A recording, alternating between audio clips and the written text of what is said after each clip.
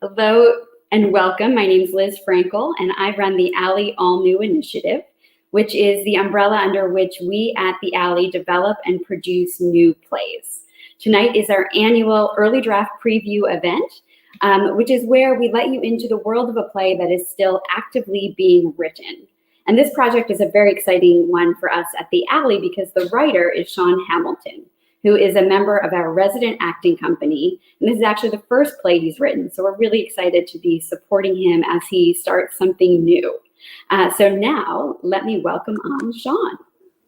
Hello, Shawn. Hello, how are you? Good. This is exciting. This big event is actually here. It's very exciting. So to start, why don't you explain how you came to start writing a play? I had heard about the TCG Fellowship Grant, and I wanted to try and come up with a project that would combine the two art forms that I grew up with, one of which was music. I grew up playing sax as a kid, and I was okay. I wasn't as good as Arnett Cobb, but I was okay. And later on, I got into theater, and I wanted to find something that could combine the two arts that I've made my life in, theater and music. And just to be, so the grant, for people who don't know, it's a grant for an actor to partner with a theater and also expand their skill set, expand their repertoire beyond just acting. And so you've certainly done that here with incorporating both music and also writing. Right. But talk a bit, I remember when you started, you knew you wanted to do something with music, with jazz, with Houston, but tell us more about that process and how you came to the topic of Arnett Cobb specifically. When I was when I found out some family information, I learned that I was related to a tenor sax player named Gene Ammons, and I was fascinated by him and about his music and learning about him. And at one point, I wanted to do a project about Gene. And as I was looking through Gene's life, I kind of discovered Arnett Cobb, and I said, wow, that I've never seen somebody whose life has such an internal drama in it. I mean, just following his life from a child to his later years, you're on the edge of your seat because so many amazing things happened to him. And he is so plugged into the city of Houston. And I said, no, I'm being led to this man. I'm being led to Arnett Cobb. It has to be Arnett Cobb. And once I started researching him, I just knew that the stories that he represented, and he represented a kind of spirit that I think is also the spirit of this, kind of the spirit of the city as well, and the kind of a Texas spirit. So I just thought, yeah, symbolically, it's got to be Arnett. That's great. We'll have to hear more about the spirit later, but talk now about what is the research process been like for you? I know you've been doing a lot of it. How did you begin? And tell us more. Well, I mean, it started like anything starts with a couple of online searches, and then you see where that leads, and then that leads you somewhere else. And as you go, it's strange. The world just expands in front of you. You learn so many strange facts, like the fact that he was friends with Red Fox. He toured with Red Fox. That his wife's name was used by Red Fox in his television series. That the man, toured with Lionel Hampton. That he went to Europe, Scandinavia, later in his life. And then most importantly, you hear his music. that amazing sound. You can talk about what they call about that Texas tenor sound, but when you hear it from him, it's like, oh, that's it. I get it. That someone who has a total mastery of the tenor saxophone from the bottom of the range all the way up to the top, and can make it as sweet or as powerful as he wants it to be. And so a lot of the research I did started off with Houston Public Library. They have an amazing jazz research archive, which I later learned a lot of the material for Arnett was put in there by the Cobb estate and by his daughter Lizette Cobb. So that was very fortunate. Also, he had connections at Syracuse University. The thing that was the most useful for me were the audio recordings that had been done, first of all, at Houston Public Library and also the Syracuse Library. Rutgers. Yes, Rutgers, right. Sorry, Rutgers, yes. So that really led me into not just the history of Arnett, but hearing him talk, hearing his voice. And that's what really made me interested in him, was when I heard the tone of his voice, how the man, how he told a story. He was a funny guy. He was a very funny guy. And those Rutgers interviews, it was hours of them. It wasn't just something short, as I recall. Right. It was listen, repeat, listen, repeat, listen, repeat. He could talk for a very long time, and thank goodness he could, because that history is preserved, and not just the history, but how he thought about it and how he felt about it. And that's what you don't get with history. You don't get first person sources about how they felt about events and hear their voice as they talk about it. It was really important to hear that. Yes. Well, and talk maybe about how you've heard about that resource. I remember for a long time, we didn't know about those Rutgers recordings. Right. Like I said, it was the voice of Arnett Cobb, and he was very loose. He was having a good time. He enjoyed telling these stories. And I learned so much about his family, about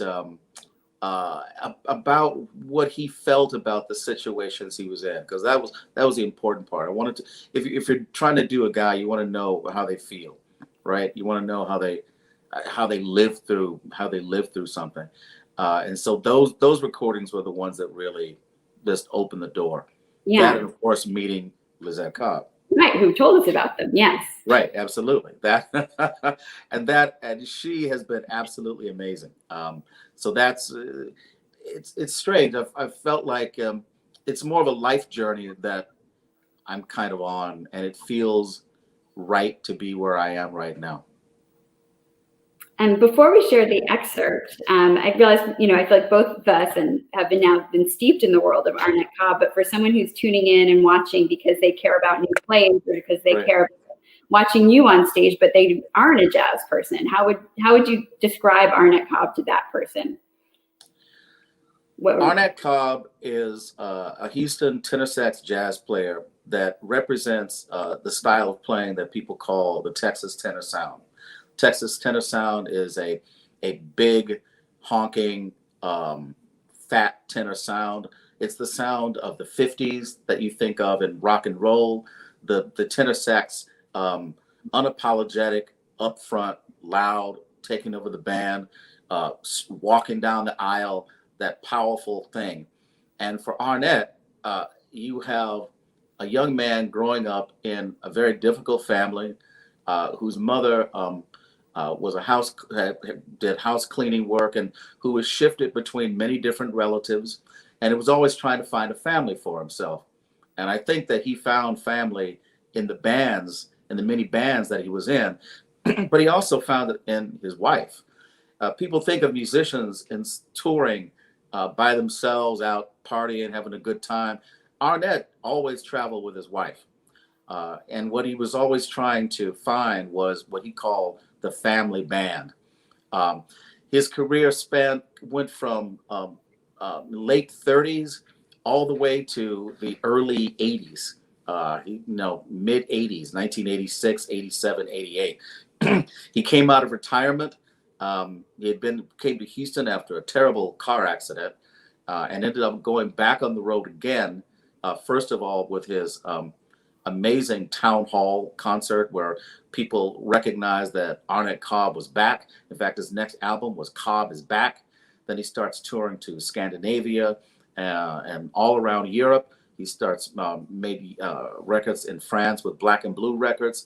And so what you have is a man who endured a great deal of personal tragedy in his life, but endured to become celebrated in his later years.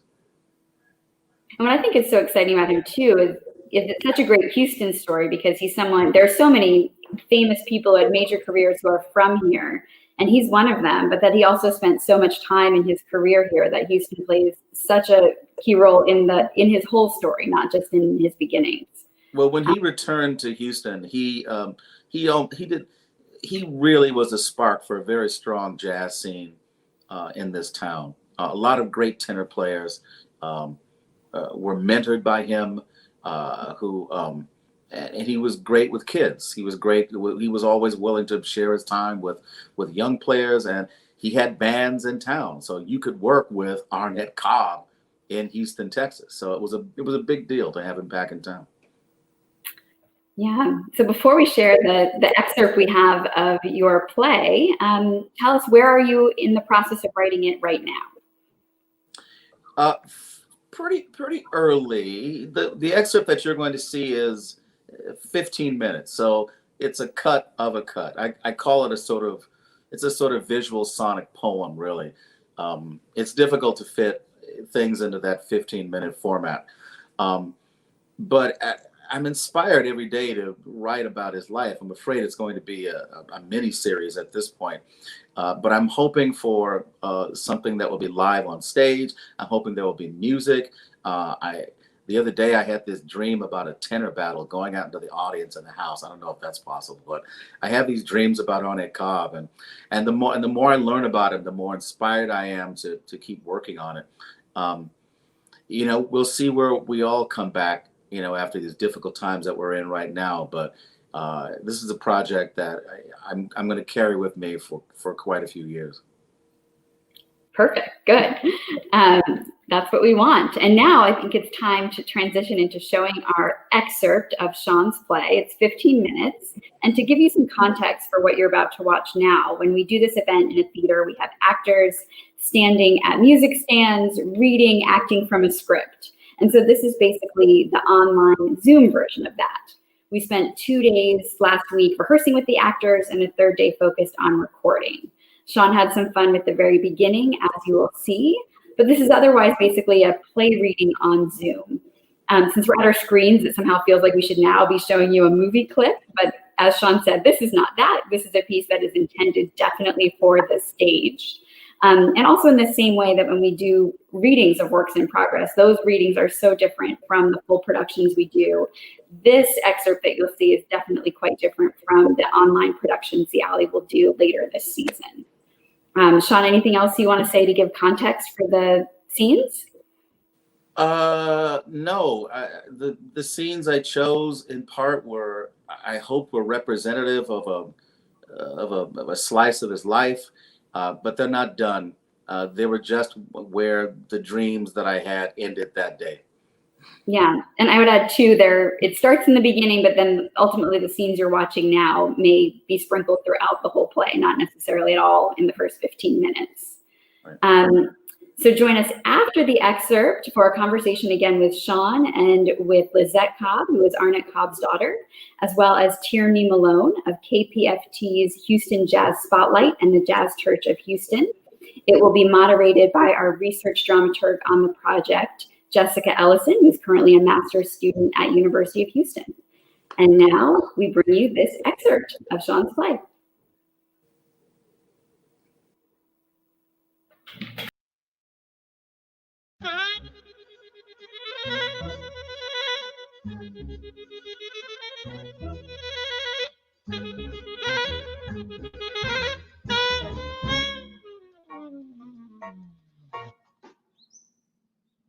Sometimes I have this dream.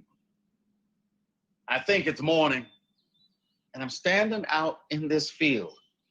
Don't know how I got there. I'm alone, and I'm wearing a suit.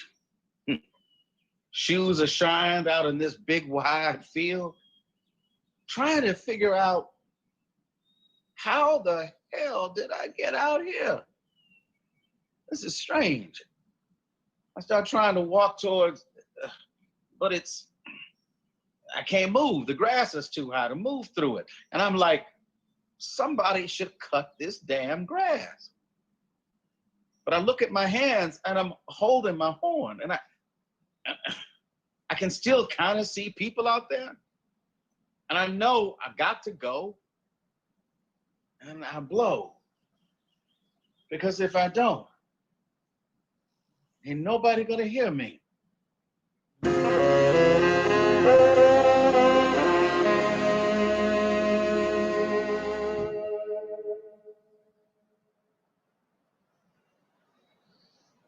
Great, Arnie. I think we got it. You want to hear playback? Yeah, I could hear that again. It is 1971. We are in a studio. The recording engineer in one room, Arnett Cobb in another. Cobb is 53 now, but with the body of a much older man. Hurry Home plays softly in the background. Yeah, you still got the sound, Arnie. Yeah, I can still play. You ever think about going out again? What, touring? No, it's too hard. Trains, buses, planes, can't cram into those little seats. Still a draw. I bet you could pull enough traffic for a month in France, Holland. Maybe. You know, Marty Trump is trying to set up an all-star thing. He's got decks in Illinois already lined up. And he wants a few more horns to make it a tenor battle kind of thing. Huh. I could call him. Let him know you're around. Illinois going, huh? I hear it's good money. And maybe a recording with Black and Blue Records in Paris. Maybe. Hey, Arnie, if you don't mind me butting into your business, I've always wanted to ask you something. What you want to know? Why'd you leave New York? Why'd you stop touring? Well, the short answer is I had some health problems. What's the long answer? I got some time on this mix. The long answer. The long answer is a plague. What happened to him? Lizette. Get the baby out! I saw it. He swerved off the road, hit the tree. That poor baby. We need to get him out of the car. Call the cops. Arnett Cleophas Cobb, this life is just preparing you for the next. When my father died, my mother came to a time when she was doing housework, cooking and cleaning for people. This is our test for the kingdom of God. My people were Baptist, very strict. Arnett, the Wallaces need me to work at the house 5 days a week, so you're going to be staying with Paw and Balmaw for a while. My grandmother taught piano, and my mother played. I had an aunt and two uncles that also played, so naturally I picked up on it too. Arnett's grandmother plays the root chord of a spiritual. Now listen to this. Music is all about the journey. We start off at home. That's the tonic. The 1. Then we go on a little trip to the 4. Goodness, what is going to happen? Who knows where we'll go? Then to the 5. Oh, things are looking bad. Or maybe it's exciting. I don't know.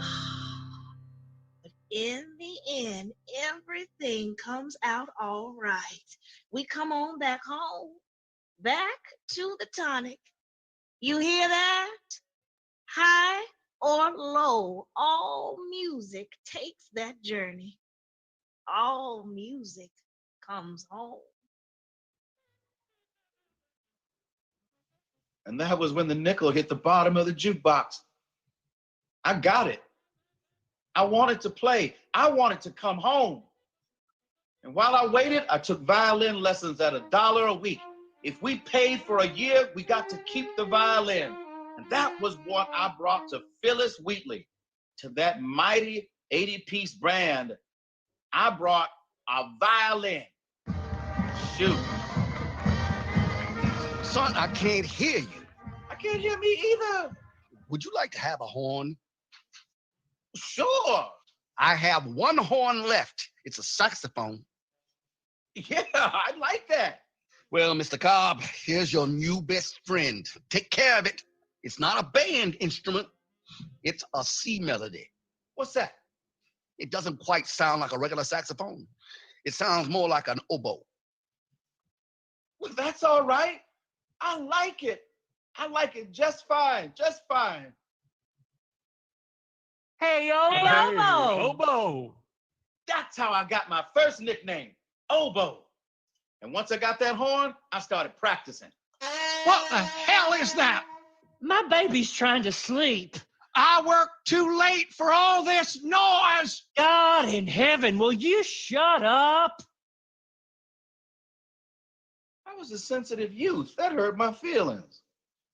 And then one day, early in the morning, during Latin, my most detested class of the day, lightning struck. A student knocks on the door. Arnett Cobb, Mr. McDavis, he need him. Joe Brown's sick. He can't play the Ethiopian club. Mr. Hollifer was not happy, but he released me from purgatorio. I walked out of there like Franklin Delano Roosevelt was calling me to a Depression cabinet meeting to discuss the plight of Negro saxophonists. I later learned that the cause of my good fortune was the bad fortune of Joe Brown, the second tenor sax. That cough he should have gotten checked out 2 weeks ago was tuberculosis. And while I wasn't exactly happy to be getting a cougher's horn, the opportunity was too good to pass up. I became a tenor sax player. This horn was something else. It was big. I had to get control over it. I couldn't be scared. I decided the only place that I could practice was outside. There was a lot behind the Chrysanthemum grocery store on Nance and Grove Street. I wanted people to know I was there. I started playing sax for Frank Davis Band during the summer. Listen, Red, ain't nothing like getting out on the road. Get out of this cow town and see what's really happening. Look good, sound good, meet some ladies. Wait, how old are you? 16. Okay. Well, you just look good and sound good. Leave the ladies to me, you know what I'm saying? Oh, I had never been out of Houston before. This was it, the wide open road to adventure. We'd play juke joints and dance halls. Folks would come out from the fields to hear us. All right, little man, you're in this, your first week on the road. $10. We head to Vicksburg tomorrow. Vicksburg and $10? I didn't know one man could go so far. When I got back, I started working 6 nights a week at the Harlem Grill in 4th Ward. It was the Depression. I was able to take some of the pressure off my mother and buy my own school clothes now. Hey, Artie, what happened with Lionel Hampton? I mean, why'd you... What? Oh, why did I leave Hamp? Well, I got sick of being misused. He'd take your ideas and he'd make the money. Cobb's idea, timpani and swing, those were mine. I didn't see a penny. You had copyright? Yes, I had copyright. A lot of bad things can happen in the music business. Exactly. I seen it happen to other people, and I try to not have it happen to me. But also, Ham started bringing his buddies in, gangster types, gambling, guns. cursing, that kind of lifestyle. Some folks seem to be getting paid for doing nothing. And then my back started giving me some trouble, and Hamp like to work you to death. Arnie, get up now. You got to be down at the theater by 4:30. I'm tired. Arnie, get up. You got rehearsal in an hour, and it takes you forever to get out of bed. It took damn near 2 hours just to get all the luggage and get it into the hotel. Then he wants to rehearse at 4:30. Didn't get done till 11 last night, and then a fall overdrive. Get up. I stayed up all night so I could make sure you get down there to the Strand. You know Gladys Hampton will dock you if you're late to this rehearsal. Oh my God, please, I'm tired. What is this man going to rehearse? We play it the same every time. Lionel just wants to make sure everybody is there for the early show. You know how he is. Oh, Lizzie, please help me up. Elizabeth helps him up to a sitting position. She gives him his shirt, which he puts on. Arnie, the doctor said you got to get in soon.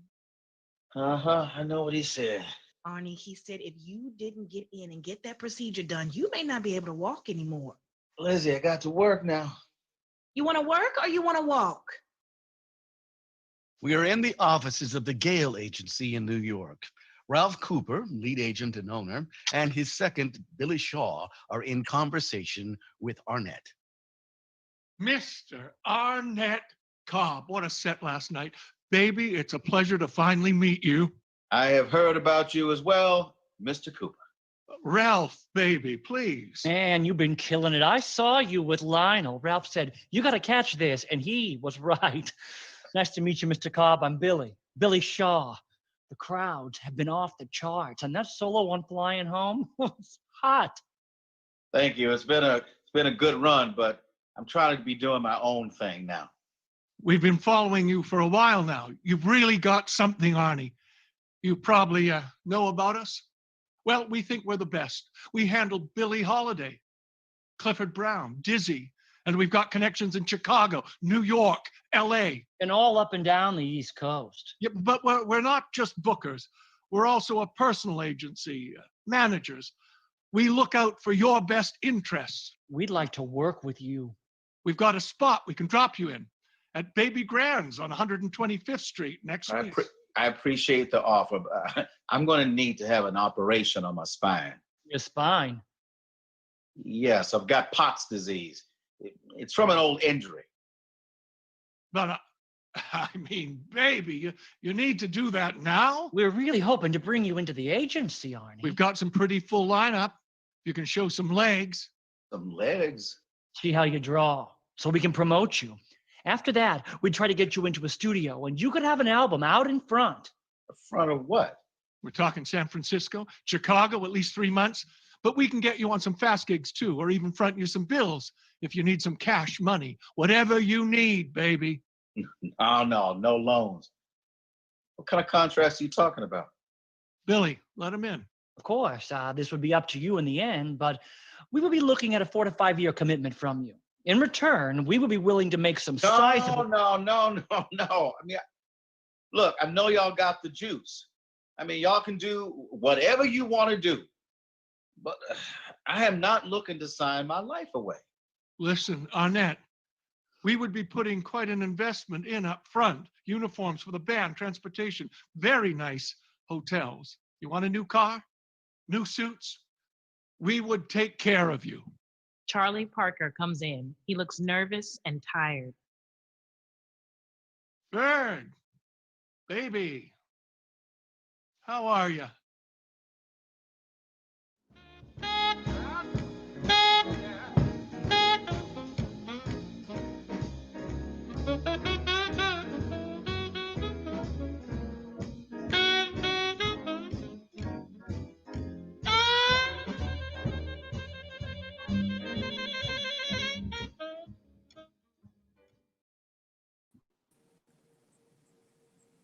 Hello, everyone.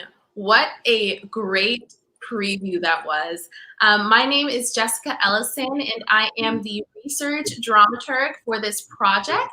And I am joined with, of course, Shawn Hamilton, as well as Arnett Cobb, who is a music culture archaeologist and daughter of Arnett Cobb. So I just want to start off with Lizette. How does it feel to see a play or a preview of a play about your father? I really don't have any words. As many times as I've been exposed to those stories, Shawn, I never could imagine how they would come to life. And it's just stunning. And it's like I'm looking at somebody I don't know. It's funny because, as well, that's my father. But to see his story come to life like that is fantastic. It's amazing, Shawn. It is amazing. We're going to keep working on it, Lizette. We're going to keep working on it. Well, I hope I can stand it. I just hope I can take it. It's really something. And Wow. how did you and Lizette first connect on this project? Okay, well, I thought Lizette Cobb was a figment of somebody's imagination. I had only heard of her through the stories that I had heard on the recordings of the little girl who was 2 months old during a terrible car wreck, and whose mother got out of the hospital a month early, 3 months early, so she could breastfeed her because this little girl was the most precious thing in her life. And so I thought, and someone was like, do you think she's still around somewhere? It's like, I don't know, because she just seemed like a character out of like a myth or a story. She didn't seem like a real person. And at one point, Christian Gill, who was a dramaturgy intern, went out there and looked it up and said, no, she's out there, and we have a phone number. I said, oh my goodness, a phone? That's crazy. She has a phone. And so we got in touch with her, and I actually talked to Lizette Cobb on the phone, which was just amazing. It was like talking to Moses' niece. You didn't even know they existed. Wow. It's like, tell me about the tablets. Tell me about the tablet. And here they are. Here they are. Right. I got them in the attic. So it was amazing to just to hear her voice, to hear that connection, and to know how active she is and excited, and she's as excited about this project as even more as we are. So it's been amazing to talk to her. Just amazing. She's been an absolute battery of energy to talk to. Love it. It's exciting. I am, yeah. Well, you've told me so much stuff. I didn't know half. I didn't know half of it. Can I say this, Jessica? When Shawn called me and we connected, it was familiar, but yet I didn't know him. And I thought a little bit about it. And of course, he was asking about my dad. So that's something I do know about. But the format, the theater format, and the playwriting and his approach to it, and these kinds of things are new to me as well. So that's part of what really makes it exciting. It's his project. So I'm going to be able to see things in a way that I don't see them. You know, being the daughter, you have a point of view that you just have because that's your lot in life, if you will. But I sort of felt like I knew Shawn in some way because we talked for a pretty good while, and we've been talking for a pretty good while ever since. Yeah. That's amazing. And Shawn, does the connection between you and Lizette make the playwriting process easier? Yes, because it makes it real. It makes it alive. You can only read stories so much, but to hear them and to hear people's opinions of them and what it was like to be in the room where it happened, that's a whole nother kind of thing. Lizette is a direct connection to that life. She's a life connection, and so it's very important to me. Yeah. Yeah, and Lizette, as I understand, you're doing work with your father's music. Do you want to tell us a little bit about that? Sure, I'd love to. Sean talked about my dad being in New York and then having to come back home. And this happened in 1963. He had the accident in 1956. And one of the things that I don't think I've been able to share with Sean was that part of it was the weather. It was so brutal, the snow. My dad's legs were uh, in a way where the snow was just too much for him to walk in. So he just made the decision to come to Houston. Coming here in 1963, they had a welcome back concert and a welcome back parade. And the recording is actually I guess you say a hybrid of the concert that they had, because the musicians that he worked with, he enjoyed them so much, and it just made sense to him to go ahead and take these guys in the studio. So the recording set for 55 years or more before an engineer over at now Sugar Hill Studios called me and said, "Your dad has some work over here, and we want you to come get it because it belongs to him." And it kind of went from there. I couldn't believe it had something that had been there so long unheard. And it has a musician that some of you all know, Don Wilkerson, is one of the saxophonists down here. So it's quite the historical recording, of the times. And we all know that period of the 60s was just full of drama. But that's what it is. It's called Welcome Back. And one of your other guests was thoughtful enough to wear the T-shirt, which I'm hoping that you'll see. Yes. Well, speaking of our other guests, let's go ahead and bring on Tierney Malone. Tierney is a modern day storyteller whose mission is to help appreciate how incredible our enslaved ancestors were. His artwork is inspired by his love of music, typography, and the stories of African Americans who have challenged the racial caste system. He has been the host of the only radio show that celebrates the Houston jazz scene and its musicians, past and present, on KPFT 90.1 for 11 years. Hello, Tierney. How are you doing today? Hello, beautiful people. How you guys doing? Hey, Tierney. Hey. Well, Lizette mentioned the photo on your shirt. Would you mind just sharing the photo with the audience? Sure, no problem. I will. Here it is. I love that. And right there, right here, that's Lizette. That's Lizette. That's right. Lizette's mother, and that is Arnett. Who is that behind Arnett? Is that Arnett's mother? That's his mother-in-law. Oh, mother. Okay. All right. All right. I guess I got a little bit too comfortable, didn't I? It's all right. It's all right. Wow. That's a car full of drama right there. That whole car. That's beautiful. You better believe it. Well, really interesting. I mean, I think it's an amazing photograph because it shows just how important Arnett Cobb was.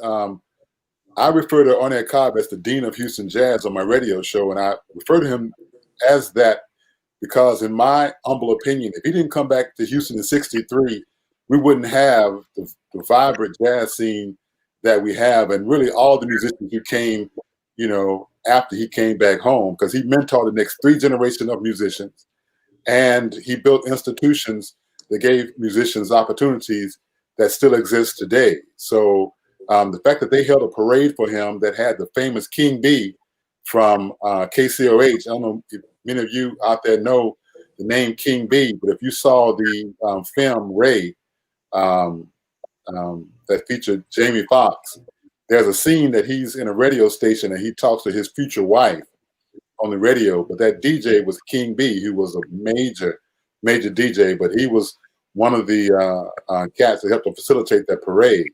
And so, yes, Arnett Cobb is the Jazz Zeus of Houston. Yeah. Nobody says it like you, Tierney. Yeah, I love the phrasing of Jazz Zeus. Tierney, do you want to talk a little bit about how the Houston jazz scene specifically has influenced the jazz scene as a whole in the United States? Well, first I have to give homage where homage is due. I've had two great teachers in regards to jazz in this city. The first was DJ Steve Crane, who was my musical guru. He used to be on from 10 a.m. to 2 p.m. every day, and he would play whole albums. So the first time I ever heard Thelonious Monk was through Steve Crane. The first time I ever heard Horace Silvers.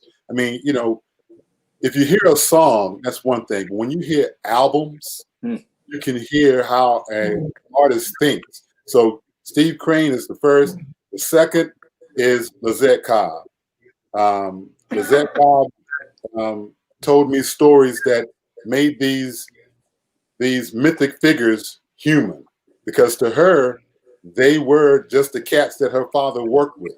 They were not these famous musicians that jazz lovers know them as. You know, these were just the cats that came over her house, that worked with her father and who acknowledged her. And so because of Lizette, I was able to learn about these musicians that I would have never, ever heard of if I had not gotten these stories from her. And so from her, that gave me the permission to explore these musicians. And she gave me the show's motto, and that is, you can't talk about jazz in America without talking about the great Lone Star State of Texas, but you definitely cannot talk about jazz in America without talking about Houston, Texas. And I attempt to make that plain every week on the Houston Jazz Spotlight. And the reason why that statement is true, first of all, Texas is huge. So we probably have more musicians, jazz musicians, than any other state per capita.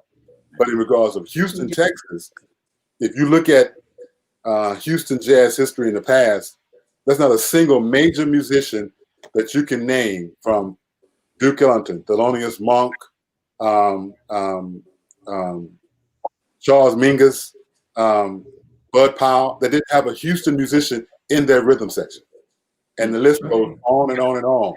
You know, and even today, right now, out of the top 10 jazz musicians in the world, in regards of the United States, half of that list, if not greater, are from Houston.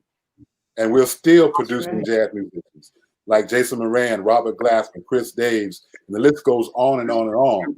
And many of these musicians, especially cats like Jason Moran, I know Reggie Quinley, I've had conversations with him and a few others, they point to Arnett Cobb as being their inspiration for moving to the East Coast and trying to make a name for themselves, because Arnett did it. And again, there are so many musicians from Houston, but Arnett came home.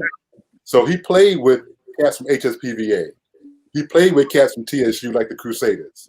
You know, so he made himself available and made Houston his home base and continued to, you know, inspire the world. And the fact is, there are countries around the world that celebrate Arnett Cobb in ways that Texas and Houston does not. And that's one of the reasons why I open my radio show each week with a song by Arnett Cobb, and usually it's Smooth Sailing or a variation of. But, you know, Arnett Cobb at least should be a household name.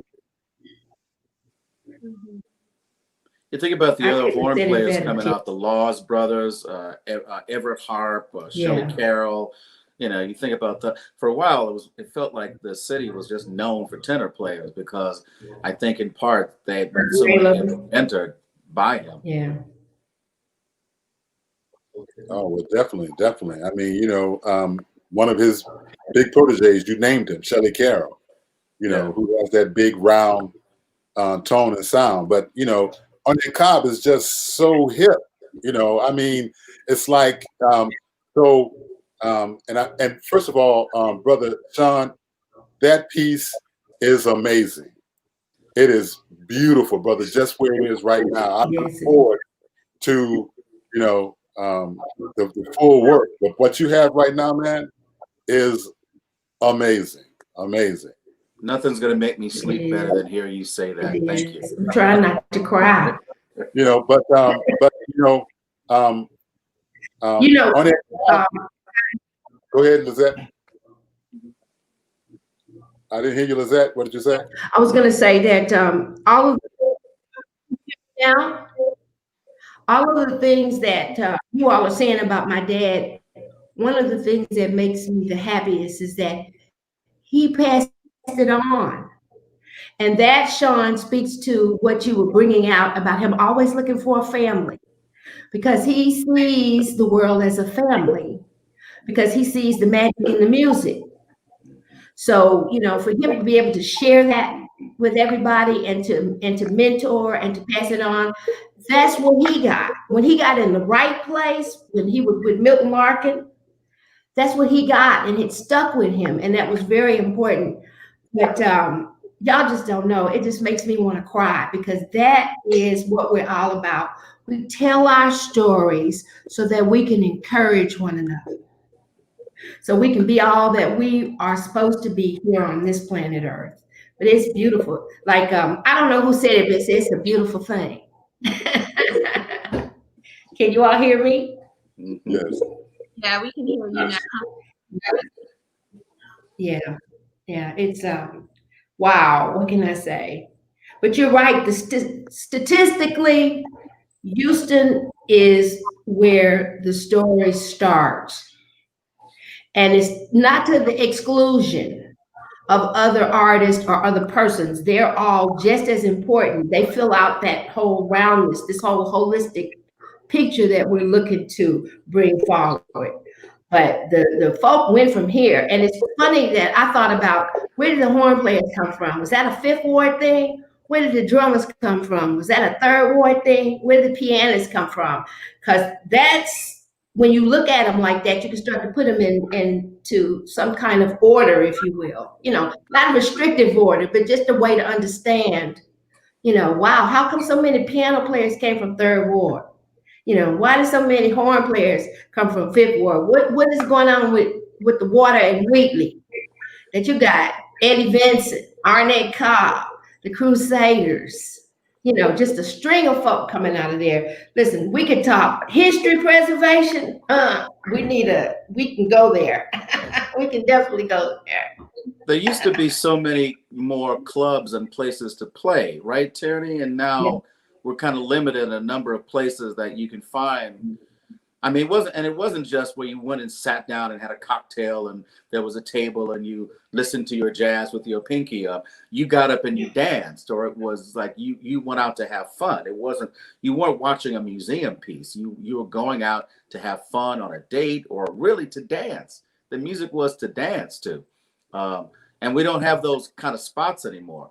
Part of what I've gotten from researching this guy is just the world that existed in the old neighborhoods around Fifth Ward and where the clubs were, and the life that was a part of that. It was a whole ecosystem. It was a segregated place where Black businesses, people had to look out for themselves. You had your own clubs and you had your own nightlife. And I remember reading that there was no if you wanted to have a birthday party, or if you wanted to have your company out, everything was about live music. If you wanted to have your company out, you could afford to buy the house band. If you just wanted to have a jug at home with a few friends, you paid for an accordion. But it was always a live musician, because they didn't have the recorded music during that time. Was not so you had to have a player come in and do that.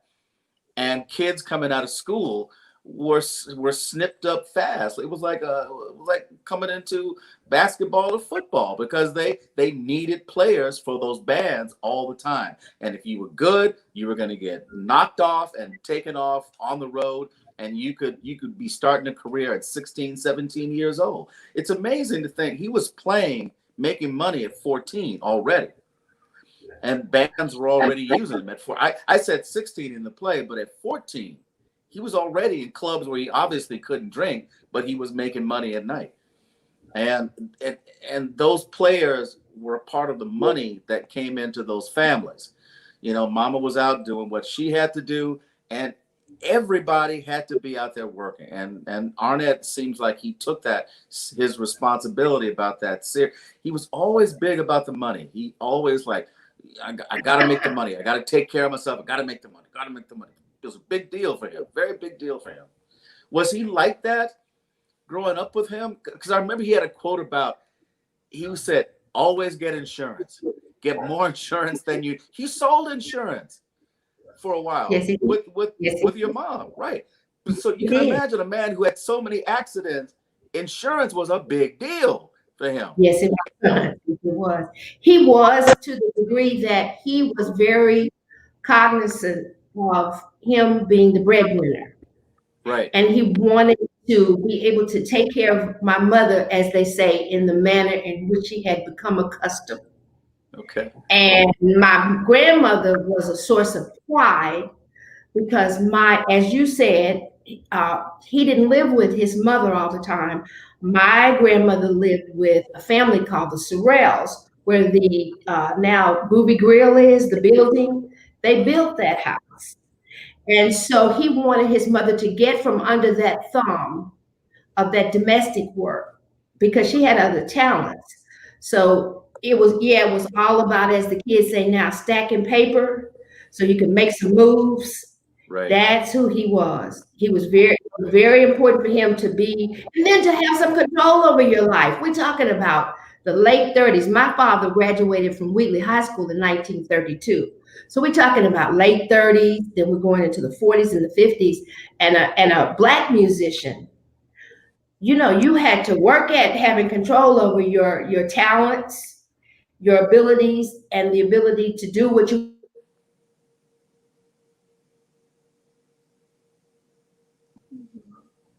So he's telling you the truth. He's really speaking to his truth about where he was. That's what makes that particular interview so interesting to me.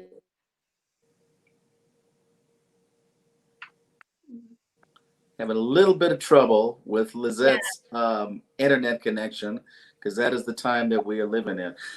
You know, it's folks who came out of the Depression had a whole different way of looking at survival, and you can really feel that in him. Mm-hmm. He hustled from the time to the day he died. He hustled. He was always out there trying to make it. Well, you know, something that Lizette hit me to many years ago, and you, Shawn, was talking about people dancing to music. You know, that all that changed after World War II, when bebop came into being, and of course, you know, it's like the difference between R&B and hip hop. When rap came about, you know, people was like, "What is this?" You know, so it was just a different mindset, and the youth trying to make a name for themselves. But you know, so you have these big bands. So you have this group of African Americans traveling the best way they can, whether it's by bus or whether it's, you know, in cars or whether it's by train, and they're having to deal with the indignity of Jim Crow, right? Which, you know, a lot of people don't really think about that word. When we say Jim Crow, it just kind of seems like this kind of flat word, but it's really apartheid. You know, and it's dangerous apartheid. You know, at any given time, you can lose your life by simply not speaking the way a white person thought you should speak to them. So you just imagine you wake up in the morning time, you got a job to do in the evening or wherever you have to go. You got to deal with, you know, people not wanting you to go into the front door to get food. You know, you got to deal with people, you know, basically not wanting you to be around, whatever. And so at the end of the evening, you know, you've kept your cool, because you can't lose your cool, because you can lose your life. Right. And so Lizette hit me to the fact that when she said that when she heard big band music, she heard an aggressive music. And I interpreted that as that was the only place for these men to express themselves after dealing with all of that, to do what they love. So you got this audience that's responding to this energy, because music is energy, you know. And so it seems like it's happy music, and it is. It's a release.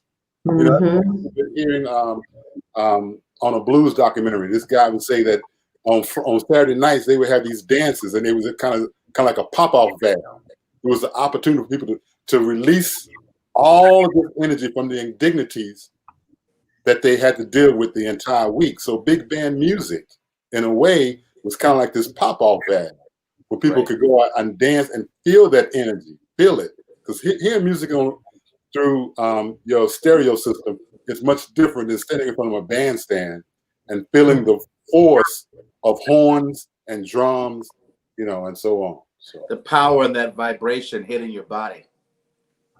Yeah, that was amazing too, because I was looking up the history of that musician and the strikes in '45 and how they ended up, you know, all the strikes from the musicians union was from the musicians union, and then all of a sudden because they were trying to block radios from not having radios used to have live bands on the radio, and they didn't want to do that anymore. They wanted to play the records. And so the musicians union struck and try and prevent them from playing. It seems ridiculous. How are you going to stop somebody from playing a record? But that is where it changed, because after that, the only stuff that was allowed was soloist, singers, and long form EP. That's where the record companies started coming out with the long form records. And that's where they started giving jazz musicians room to expand the bed sonically. And so you started seeing these very long form bebop things going on. They said, well, you know, you can fill the whole side of the record with this. And it totally changed jazz. And part of that came because of the strike and not wanting to have and trying to keep more work for radio stations. It's strange, the unintended consequences that come down from some of that stuff.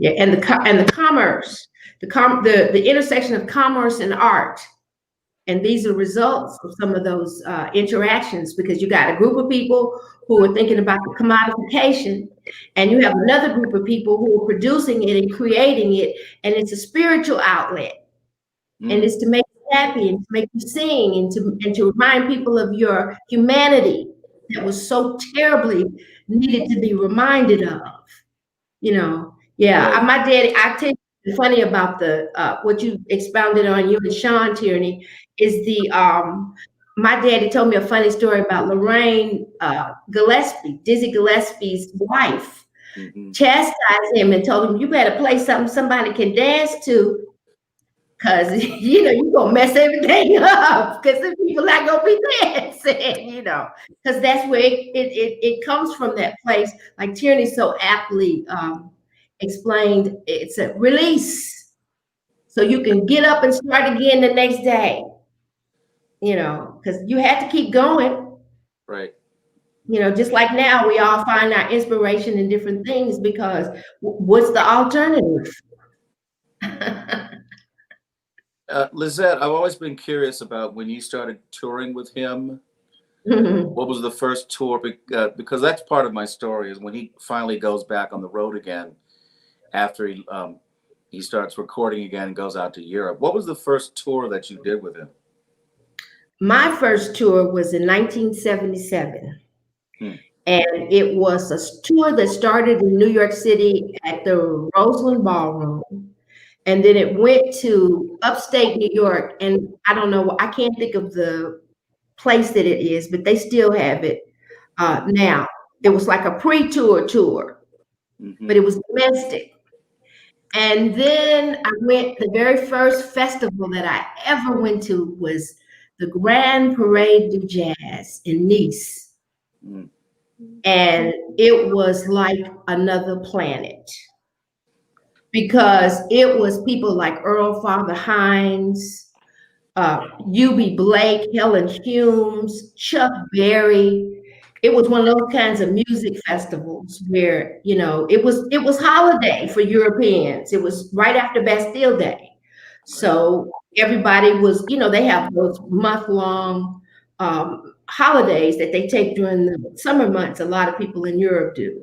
So everybody gets together and they go to a seaside town, where they can enjoy themselves. You got Nice, Cannes, San Remo, all along the Mediterranean coast there. So yeah, it was my first one, and I remember it like it was yesterday. Milt Hinton and all of the guys that were in Lionel's band, because that's what my dad, he was booked to play with Lionel's all-star band. It was just incredible. And I'm so grateful to have those memories that I can feed off of now, Yeah, it was really wild. And for our audience, Lionel is Lionel Hampton. Yes, I'm sorry. Yes, he is. The vibraphonist extraordinaire, drummer sometimes. Yeah, he played a lot of instruments. These were some, one of the things that I enjoyed talking to Tierney, other than he was interested and he really, he knew, I learned a lot of things from him too. So it was a back and forth type of thing, but it gave me a chance to think and talk about the person in a holistic perspective.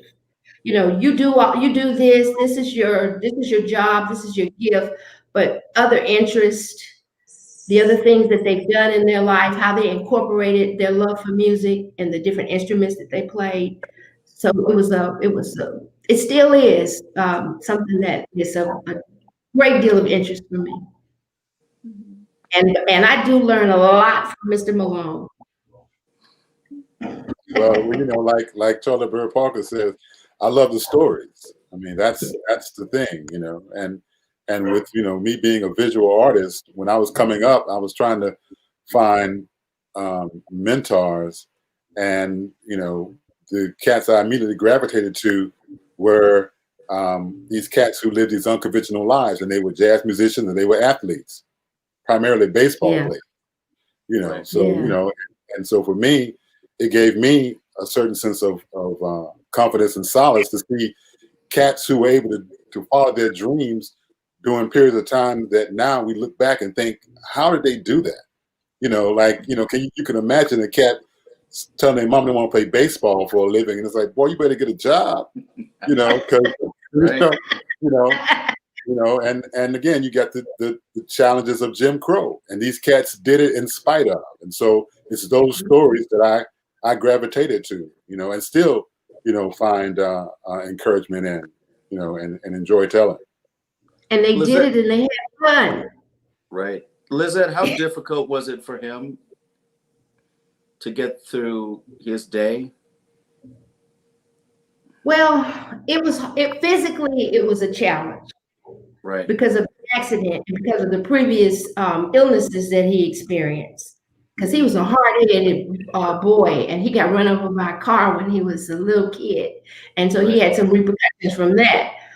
But it became disease, but it became extra hard. I noticed when my mother passed away, because they were two peas in a pod. They inspired each other, and it could be very difficult. My father drank because that was a choice. Because back then, when you experienced a lot of physical pain, the medical advancements were not there.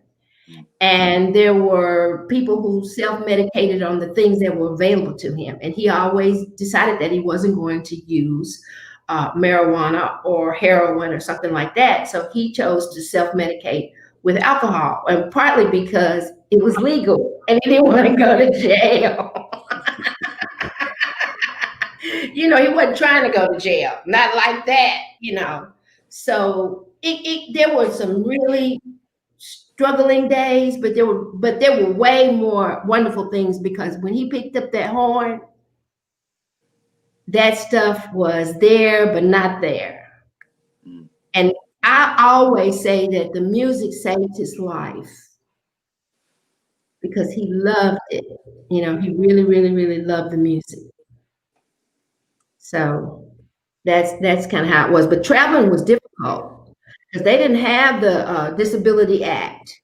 where people was trying to make it easy for you to travel, to get on the plane, to get on a train, to ride in a car. So, but he did it. It's Sisyphus. Every day I get up and I roll that ball up the hill.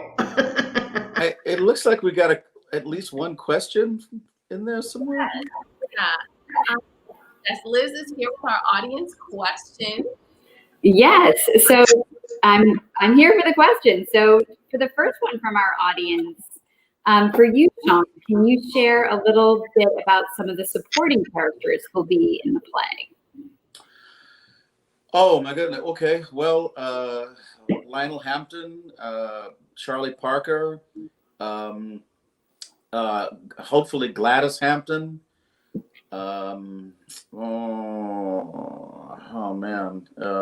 I mean, Frank Davis is already in there. Some of these cats are so interesting to me. Like they're just like, you know, whispers out of history. I mean, Frank Davis and the Territorial Bands are just amazing to me. Let's see. Gale Agency, something about that. My cat wants to be fed. Sorry. What's his name? James Brown. James Brown will probably be in there somewhere, because I have a great scene. There's a scene about them going out to San Francisco and not getting any gigs, and how nobody was coming out and all rain, and then they had to call back to New York for the money and how bad that was. And James Brown was on that tour, but nobody knew who James Brown was, so he wasn't drawing anybody. So, you know, hopefully Red Fox. I don't know. I hope. At least I'm going to mention Red Fox, certainly, because Red was definitely in there.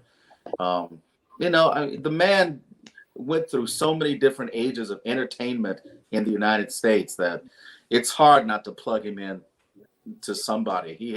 There were so many amazing places that, you know, Lizette calls him Zelig, but he really was in a bunch of different places. Oh, great. Thank you. And a question, actually, a fun question for all of you, another audience question. When it is safe and normal to go hear live music again, where in Houston do you recommend we go to hear some jazz? Well, on my radio show, I used to start the show by saying, you can hear jazz in Houston 7 nights a week. And that's true. The question becomes, you know, where? You know, because we don't have any bona fide jazz venues.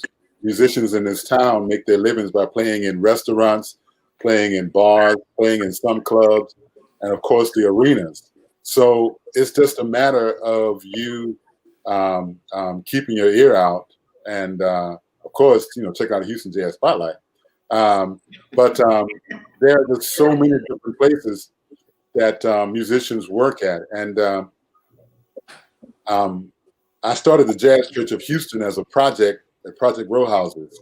I did an installation there back in 2016, and I wanted to bring to the public's attention that, one, we need a jazz museum that celebrates our amazing history. And I heard cats like Jason Moran and Robert Glasper lament that when they come home, there was not a place that they could go to and fall in and just jam.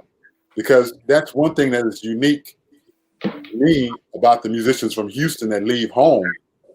They come home all the time. I mean, at any given moment, any one of these cats can be in Houston, and there is not a bona fide jazz club that plays jazz, you know, any substantial nights per week that they could go to. And so the Jazz Church project at Row Houses, I created a space where it was a jazz museum in the daytime, and the space could be modular out and become an intimate jazz listening room for 40 people at night. I'd only intended to host about 5 performances because I was really focused on the museum aspect, but I ended up hosting 26 performances over 19 weeks. And I had Jason Moran there for an entire week, if you can imagine that, you know. But it was also a space where the musicians didn't have to compete, because really, if you go to some of these venues, people are cell phoning, people are eating and talking, and the music is really background. But in the Jazz Church, you couldn't use your cell phone and you couldn't talk, i.e. like a church. So, you know, you had to be present to hear this gift that musicians were giving you, because the reality is a musician can play the same song every night, but each night is going to be different because that person is at a different place in their evolution, in their emotion, or how they receive that day. So it's actually a gift. And so when people are busy holding the phone up, trying to videotape it for somebody else to see, then, are not really going to go back and watch that. You're missing out on the gift that these musicians give you. So the short answer is you really have to look for it. But there are very talented musicians in this town that make their living, playing, again, 7 nights a week. And Can I add one thing, Liz? There was, before the pandemic, a place called Monday Night Jazz Jam. And it had been going since the 1950s. And it was indeed a place to go on Monday nights, primarily for barbers, beauticians, and people who work the other 6 days a week, to go and get dressed and enjoy themselves. And it has endured up until just recently. And that was a place where they have a house band, and then you could go and sit in, and that's where you get your chops and you get to play with other musicians. And the only drawback, and I don't want to mean drawback in such a negative tone, but was that it was Monday. And so, if you had somebody coming in town to perform and they stayed over to Monday, then they could join the house band and do some things there.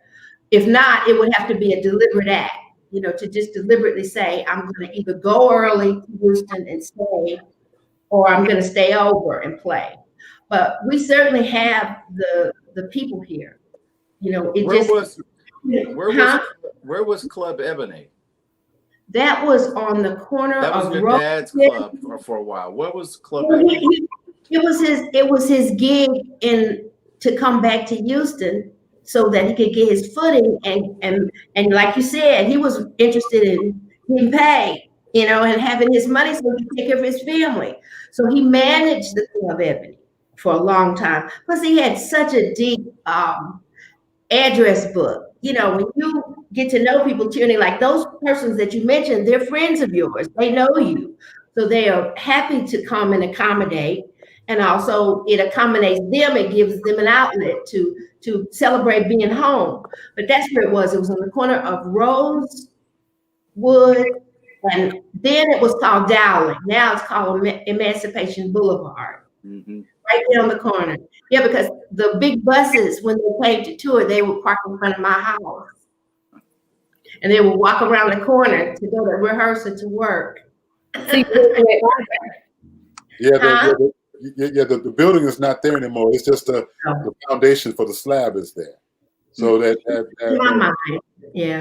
should be some kind of marker to indicate that place. And it was also a dinner club, wasn't it?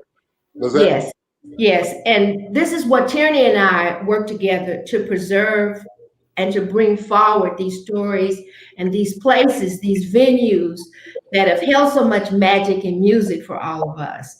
But yeah, it was, it's in my head now. I can see it. And I was telling Shawn, I had mentioned that to him at one point. I told him they took Paradise and put up a parking lot, because it is a parking lot. Symbolically, it goes back to that field, because so much of Houston, because of the tax situation, they tear the building down, so you don't have to. So many stuff turns into a vacant lot. What was your memory is now just an open field. It's very peculiar how we have so much history, yet we have not preserved as much of it as I would have liked to have seen. And I'm hoping that you agree with me, all of you. And I know you do, Tierney. And that's the challenge, and that's the opportunity. Therein lies the opportunity for Shawn, Tierney, myself, you all, anyone who's interested in music history and the preservation of history in general, but particularly as it applies to music. There are a lot of great photographs that are at the library, and a lot of those came from your dad's old, what was it, the Houston Jazz Society? What was it called? Because a lot of his stuff is now at the Ida, I can't remember, the branch. Julia Eidson, yes. Yeah. There's an amazing jazz collection there with a lot of great pictures and photographs, and not just Arnett Cobb, a lot of Houston players. I mean, the Ruth Brown stuff is amazing. Jewel. Yeah, Jewel Brown. Sorry, Jewel Brown. Yes, Right. it is. It Get is. it right, brother. Get it right. I know. Now I have to get it right. Please. That's how we learn. But What was that Houston Jazz Society? Story is on. It was well before my daddy started the Jazz Society, Jazz Heritage Society. There was a man by the name of Mr. Lanny Steele who had a company called Some Arts.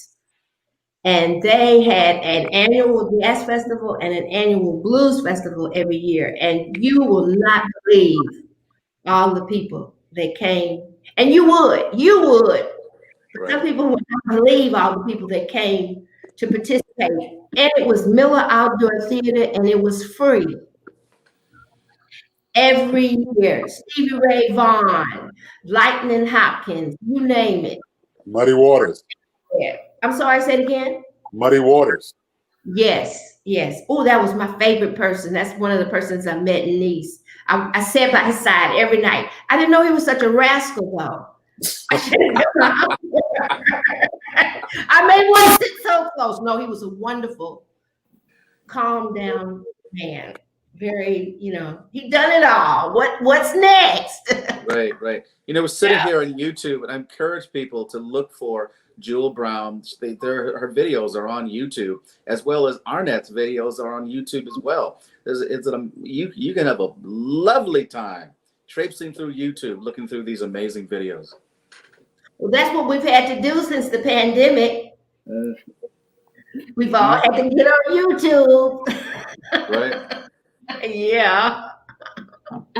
Well, and a question actually that came up related to that. I mean, I certainly know we have videos on our website from YouTube of Arnett Cobb, but so other than YouTube though, for someone who's watching this and thinking, I want to learn more about his music or get more of his music, what album would you recommend people start with? Tierney? Well, I don't know if it's a starter album, but it's one of my favorites, and it's Party Time. If you don't have Party Time, you're just missing out, man. It is an amazing album. It's a very hip album, and one of the things that I find unique about it, and I've asked Lizette about it, and I've asked some musicians, like, he has Ray Barretto playing congas on that. And some of you who may not know who Ray Barretto is, he's a Latin jazz percussionist, and he played with the Fania All-Stars.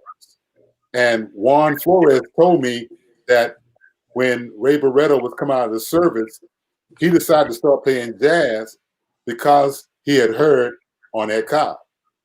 What? So, yeah, Party Time is just so hip, I have one suggestion, Very Sexy. That was on the Prestige label too, and that has it has Arnett Cobb, it has Coleman Hawkins, which was my daddy's big mentor. I mean, he loved Coleman Hawkins, Lester Young, those kinds of guys. But it has Eddie Lockjaw Davis and Buddy Tate. So those 4 saxophonists and 2. Yeah, my dad's the only one from Texas, actually. But they always say they like to claim that sound, but actually they're from somewhere else. But I think that Very Sexy and Party Time are 2 good places to start.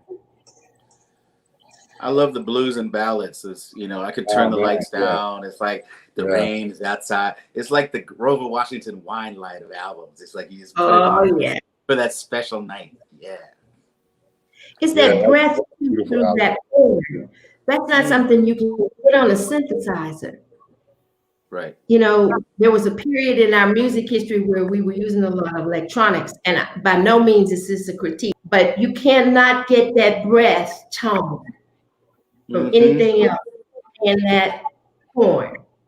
Right. And that's baritone, that's alto, that's tenor, you name it. And by the way, I do love a baritone because I just get a big kick out of that. It's just too much.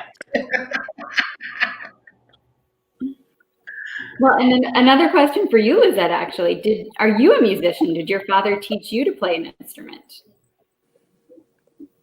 No, but he made me take lessons. I took the violin, I took the piano, and I took the trombone, and nothing stuck. So that's the end of that. I love it. And you know what is hard too is when you're surrounded by excellence and it seems so effortlessly excellent. That's hard to try to pick up something when you know you're not gonna sound like that. You know, it's like, no.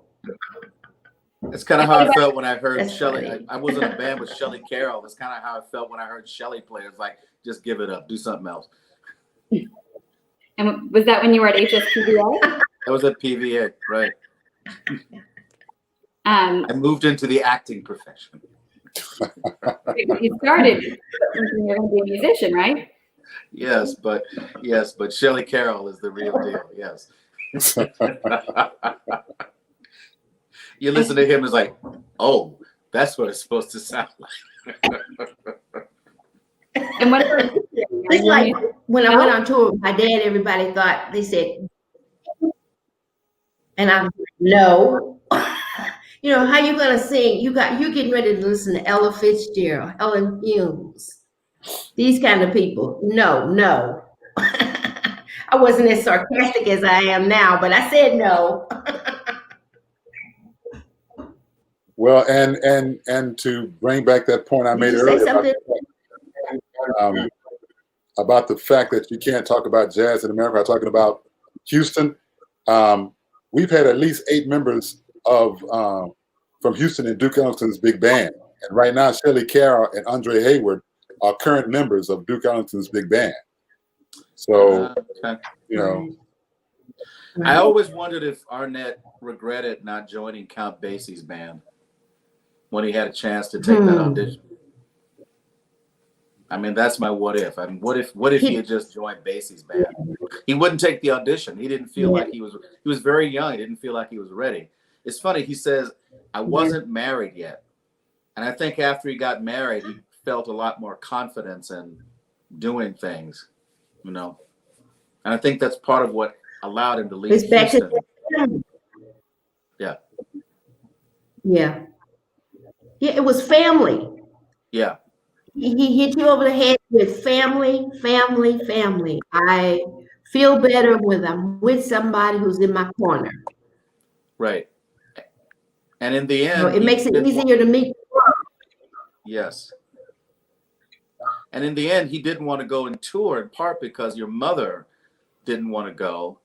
And then when your mother died, he didn't want to go by himself. Well, and here I go. And you know, I didn't know that he had been offered the opportunity to go to play with Count Basie, but I do know that Lionel Hampton was trying to get him in his band for a very long time, and the way that the story goes is that the first time that Lionel came looking for him, he wasn't ready to go, and Illinois Jacquette was there, and Lionel asked Illinois, "Do you want to go with me?"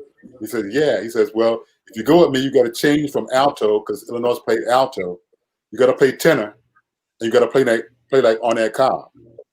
So now, you know, we all know that Illinois Jacquette became famous by playing "Flying Home" with Lionel Hampton. That's like the first rock and roll song, really, you know. But to show you just how serious Arnett Cobb was in Lionel Hampton's mind, when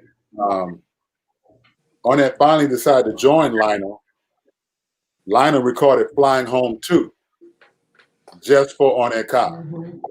So if that doesn't show you just how much Lionel Hampton wanted Arnett Cobb in his band, I don't know what else would. Right. It was difficult to get them together for a little while, I think. I don't know what that story is exactly, but I heard it was a little difficult to get Illinois and Arnett together to play together. How much time do we have? Because that's a story within itself. I'm just saying. And of course, I have to say I am biased. What now? I don't, having known the two, it was interesting.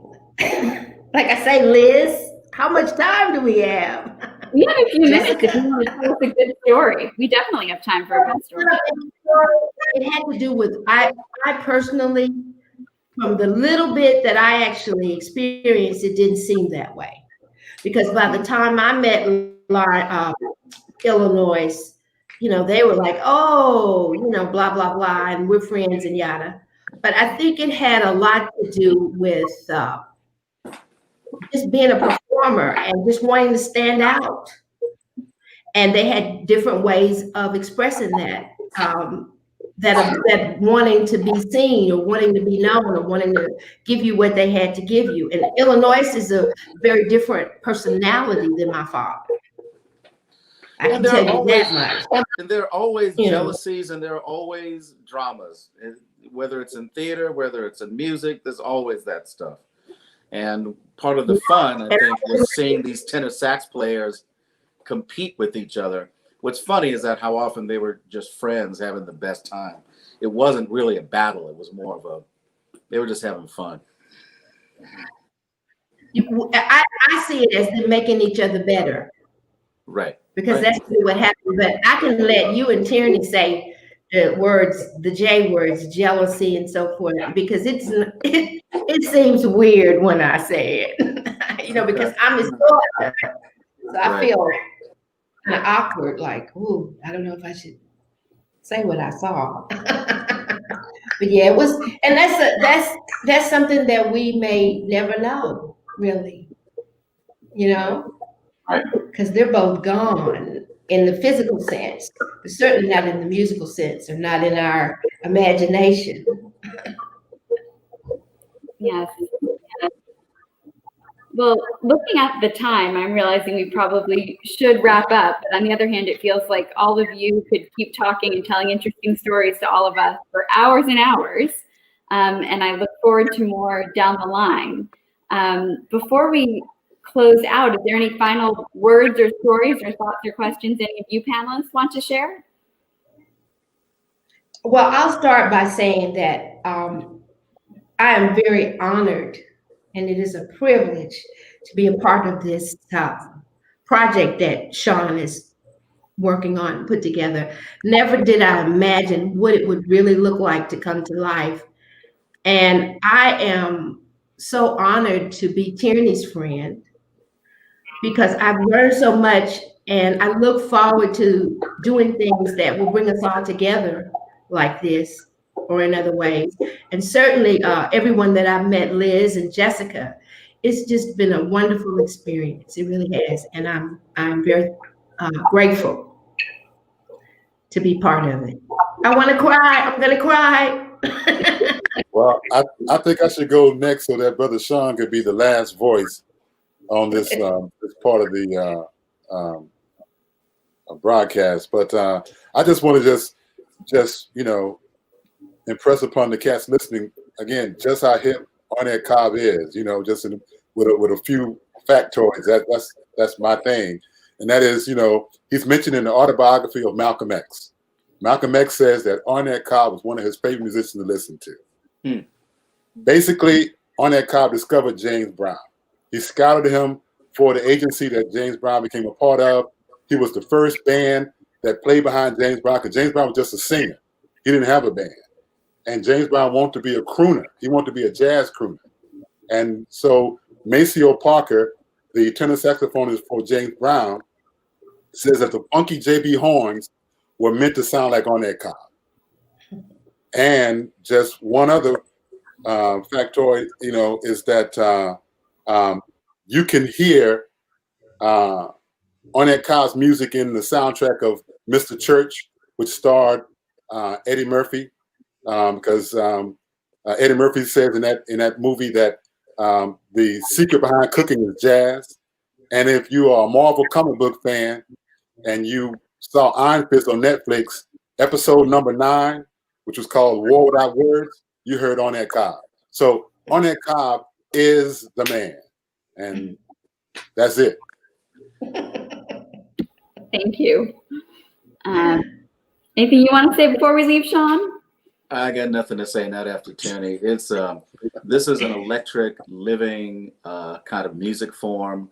It's exciting. The stories are vibrant. We're not dredging up history here. We're bringing to life something that is just amazing. I agree. I think this project is so exciting, and it felt like it took on new life as we met Lizette and Tierney with this piece, and so I look forward to more. So the next step for this play that Shawn is writing is for him to just keep writing. He's by no means at the end yet. So the next step is for him to write more and get to a full draft phase. And then we'll see what happens next in terms of what kind of play development we can do and when at the Alley. And at the Alley, in some ways, it's very tricky to support Shawn specifically in this writing project because we want him to keep writing, but we are also the same people who keep him very busy as an actor, and as he often goes from show to show to show, which means he has less time to write, which is our fault. But we want him to write. So knowing all of that, we'll see what happens, but definitely hope and look forward to more down the line at some point in the future. And in the meantime, if you're curious about Arnett Cobb now, I think you already got some good leads. There's more links on our website to watch him play music, and his music is readily available wherever you buy music. And also, this program tonight has been recorded, so it will remain online at the Alley's YouTube page, and also there'll be a link on our webpage, so feel free to direct people towards it or even watch again. Thank you for everyone for joining us, and thank you to this wonderful group of people for tonight's conversation. Thank you and good night. Good night. Thank you.